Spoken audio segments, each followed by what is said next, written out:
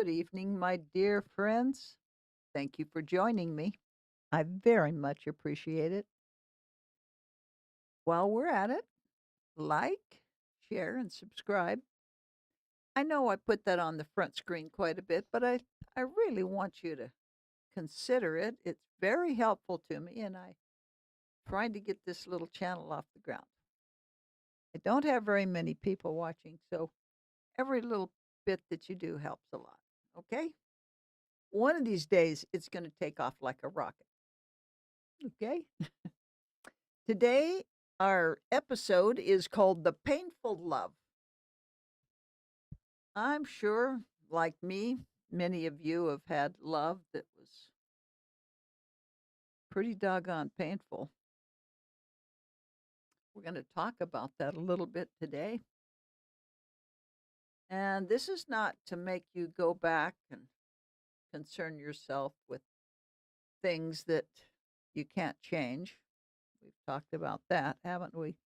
Or about things that were yesteryear. Okay? This is not a walk down memory lane, but I would like you to give some of the things that I say a little thought and see if it applies. Okay? All right. Let's go to the whiteboard. Yep, it's the painful love, my friends. Sometimes love can be wonderful and lovely, but sometimes it can be very painful. In 2 Corinthians 12:15, it says, "And I will very gladly spend and be spent for you. Though the more abundantly I love you, the less I am loved." Beloved, how many times, or how many of you, have been in relationships where it felt like it was a one-way deal? You're really good to this person and you do so much for them, and it seems like they never do anything for you. It's a one-way street. And, we can do that for a minute, but phew, okay. The thing that Paul embraced here, beloved, may be the most difficult task that we know. I'm very familiar with it, and it is very difficult. And that is to love and not care if you're loved back. It's one thing to continually fight after someone, fighting for their love, striving forward, trying to do things and be good because you love them. You're trying to make them love you. And so you have an investment in your mind. This is a great and difficult challenge, isn't it? To love someone and not care if you're loved back. I think that's the key right there. Beloved, this is the act of pure love. To spend oneself fully with nothing in return.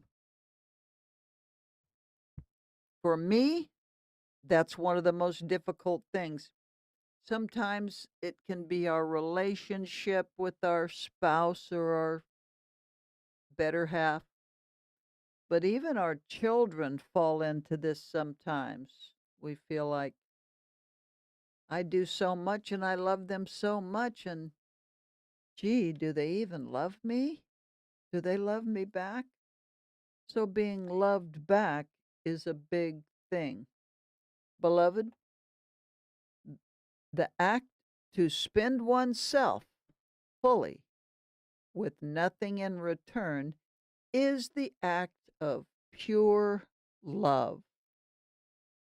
Paul said, the more I love, the less I'm loved. The harder I try, the less they like me. Harder I try to love, the less I'm loved. That is painful. Even even if we expect it, that's painful, beloved. It's painful to love something so deeply and just not be loved back. Paul said, "The more I love, the less I am loved." Have you ever experienced that with someone you love? Well, I know I certainly have. But the love that Paul speaks of here, beloved, is a greater kind of love. This is not the same kind of love that we might have with a spouse or a better half or even our children. Now, why is this? Why is the love that Paul is speaking of a greater kind of love? Well, because it's based on his own love for Christ. You got that? The love that Paul's talking about is not based on, I love this person and they're not loving me back. What he's saying is, I love this person because my eye is on Christ. I love Christ so much that I'm going to spend myself for this person. I do it for Christ, not for the love of the other individual. Because it's based on his own love for Christ. His joy, his attention, beloved, his very existence was based on his relationship with Christ. Everything in Paul's life, literally all things, everything was about his relationship with Christ. How can we move that over? How can we take it off of these people? I don't love him. He's not very lovable or whatever. How can we take it off of them, those, and just keep it on Christ? How do we do that? Well, we have to base it, beloved, like Paul did, on our relationship with Christ. We have to base everything on our relationship with Christ. When we finally figure out God's interest, and that's what we're supposed to be seeking, beloved, we're supposed to be spending our time not trying to figure out what do we want to do next, what are we going to buy, what kind of my new outfit, that new car, my new job. That's not really what our first interest is supposed to be. Our first interest is to figure out what God's interest is. All of our energy is to be spent trying to figure out what's God's interest here. And then, beloved, we have one consideration. We have one thing to consider, and that is to serve Christ. To serve Christ. Once we figure out what God's interests are, we do that thing, and that's how we serve Christ. And by the way, and the service of Christ, beloved, the service of Christ is to serve all men and to spend and be spent without regard. To spend and be spent without regard, beloved. That's a very pointed thing. To be spent without regard. To spend ourselves, to give this love, to do these things, to do all of these things without regard for what they think, those think, what we get back, what do we get in return?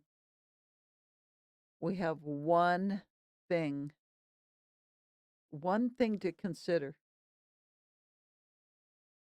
We are to serve all men and to spend and be spent without regard. That is the service of Jesus Christ. If we cry out, Oh, well, okay, I'll go, but what's the pay again?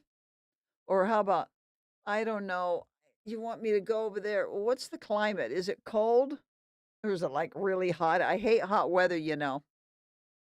Or how about, how am I going to be cared for? Is somebody going to be there to help me or do I have to do everything alone?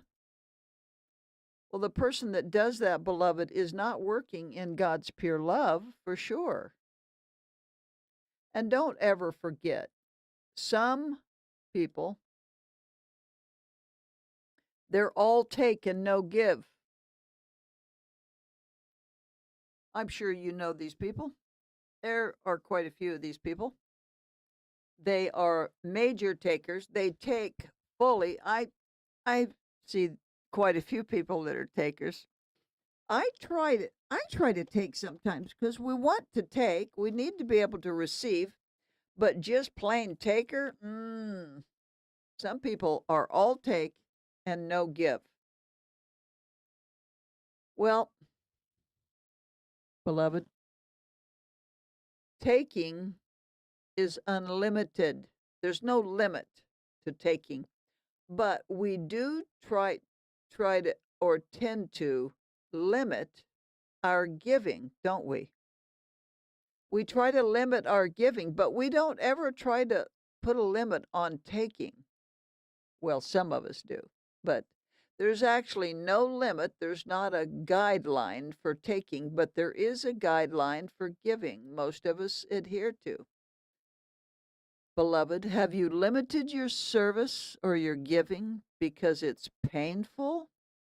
Well, now we're going back to that person that's not working in pure love. I can tell you, I absolutely have limited my service and even my finances because I found it painful.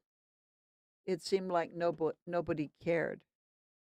It seemed like nobody cared and nobody said anything.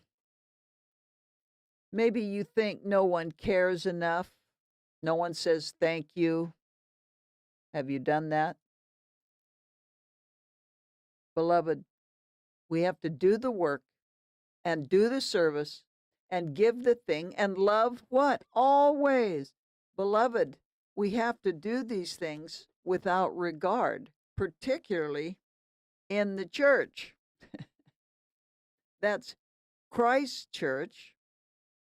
We kind of, act like it belongs to the pastor or the body or something, but it's actually Christ's church. So we have to serve it without regard, and we have to give without regard. It's not our business. We give because we love Him. We give and we serve because we love Him, beloved. So we do the work and do the service and give the thing, whatever those things. And beloved, we love always. Why? Because we love Him. We love Him, beloved. We do it because you love Christ. You should do it because you love Christ. There's no other reason necessary, by the way. There are no other reasons that are necessary. There's one necessity. Christ. Love Christ. Keep your eyes on Him. Do all things unto the Lord. Nothing else and no other reason is necessary. So, beloved,